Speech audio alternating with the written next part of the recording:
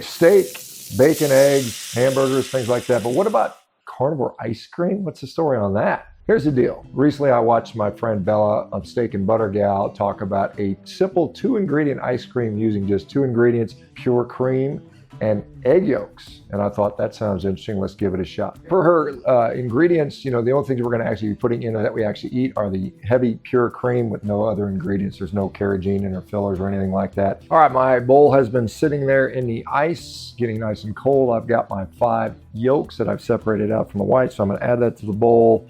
And to that, I'm going to go ahead and add 1 16-ounce container of the heavy cream.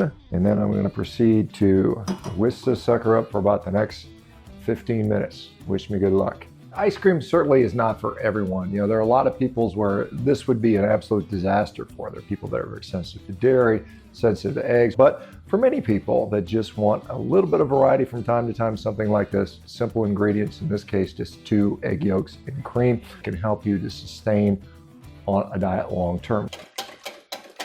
Still whisking, switching hands, still mixing. For some people, this is perhaps even a necessary diversion for them for their long-term success. Okay, I've been whipping this for about 20 minutes. Still, it hasn't quite got the stiff peaks that the recipe requires yet. So since I am kind of impatient, I'm just gonna knock it out in the ice cream maker and we'll see how it tastes. Now at Revero, we help people navigate issues like this. We give them ideas, we help support them. We can see if these things that you're eating are actually beneficial or harmful, how you can switch it up. This is what we do at Revero. All right, let's see how we did. It looks like it turned out pretty well. It's got a pretty nice consistency to it. I'm gonna give it a taste here and let you know what I think. So hang on just a second here.